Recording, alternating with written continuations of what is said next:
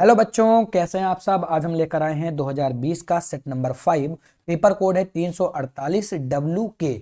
पिछले जितने भी सेट हैं 2023 के ईयर हो गए, 2022 हो गया, 2021 हो गया, ये कंप्लीट ईयर का सोल्यूशन आपको हमारे यूट्यूब चैनल पर मिल जाएगा। आप जाएंगे सेट वाइज पेपर आपको मिल जाएंगे। बहुत प्रॉफिट देगा बेटा। एक बार आप वीडियो देखेंगे, 2-2 4-4 मिनट के वीडियो, आपको मजा आ जाएगी देखने में। और साथ ही साथ में आपका पूरा का पूरा बेटा कॉन्सेप्ट बन जाएगा। हम लोग क्या कर रहे हैं, एकदम सिंपल लैंग्वेज से कॉन्सेप्ट को भी समझते चल रहे हैं, ताकि कभी अति लघुत्री में आ गया या कहीं क्वेश्चन हमसे भेटा जाता है एग्जाम में तो हमसे कभी गलत ना हो। तो चलो फिर स्टार्ट करते हैं आज के इस पेपर को। देखते हैं जीवों, पहला क्वेश्चन पूछा गया, जीवों के अस्तित्व को सबसे बड़े खतरे का कारण है। अब बताओ, हमारे जीवन के अस्तित्व को सबसे बड़ा खतरा किससे है?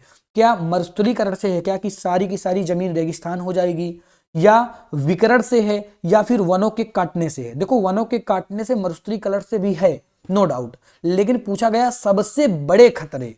तो सबसे बड़े खतरे बेटा विकिरण से हैं। आप ऐसे तो नहीं समझ पाएंगे हिंदी से कि विकिरण क्या होता है। अगर मैं इंग्लिश का एक नाम आपको बता दूं तो आपको तुरंत समझ में आ जाएगा, हाँ सर सबसे बड़ा खतरा तो इसी से है। बेटा इंग्लिश में विकिरण को बोलते हैं रेडिएशन। आज की डेट में सबसे ज्यादा खतरा है तो रेडिएशन से खतरा। आप देख रहे होंगे कि रेडिएशन के कारण बहुत सारे पक्षी विलुप्त हो गए, बहुत सारे जीव विलुप्त हो गए, क्योंकि रेडिएशन लगातार, जो अब 5G 4G नेट लग रहा है, इससे रेडिएशन बेटा बढ़ रहा है। और रेडिएशन कई तरीके का होता है, आप डिटेल में जब देखेंगे तो आप देखेंगे रेडिएशन बहुत खतरनाक है आज की जिंदगी में। ठीक है, तो इसका ऑप्शन नंबर सेकंड सही हो जाएगा।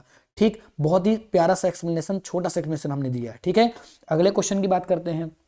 निम्नलिखित में से किसमें कीट परागण होता है? बेटा डायरेक्ट याद रखना है, अंजीर नामक एक प्लांट है जिसमें क्या होता है, कीट परागण देखने के लिए मिलता है। अगला क्वेश्चन है, ये क्वेश्चन तो आप वेरी इंपॉर्टेंट में लगा दीजिए, इतनी बार रिपीट होने वाला क्वेश्चन है, मैंने इतनी बार इसको देखा रिपीट होते हुए कि मैं आपको क्या ही बताऊं, एक्सप्लेनेशन दूं। ठीक है, पहला इस क्वेश्चन में पूछा जाता है कि अनिषेक जनन होता है किसमें होता है भैया? मधुमक्खियों में होता है क्या? बिल्कुल।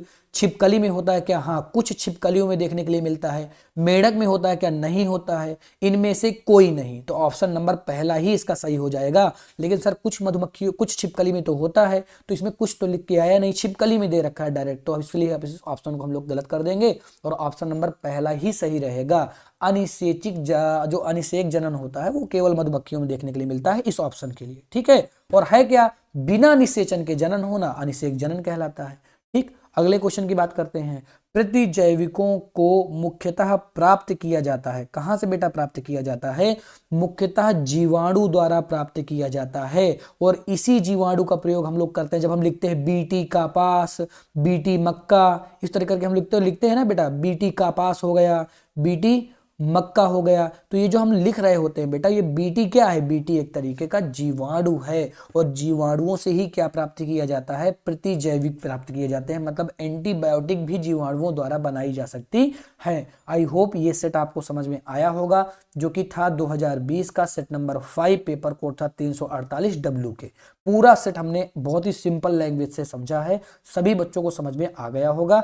मिलता हूं फिर मैं आपसे नेक्स्ट वीडियो पर। Thank you so much for watching. और हाँ, एक फीडबैक के रूप में आप कमेंट जरूर ड्रॉप करेंगे, चैनल से जुड़ जाएं, क्योंकि लगभग पर डे हमारे 5 या 6 सेट अपलोड हो जाते हैं और आपको समय समय पर मिलते रहें। चैनल से जुड़ते रहें हमसे, और साथ साथ में फीडबैक के रूप में बेटा एक कमेंट आप जरूर करेंगे, हमें अच्छा लगेगा। ठीक है, मिलता हूं आपसे नेक्स्ट वीडियो पर, जो कि रहेगा 2020 का सेट नंबर 6। Okay, bye.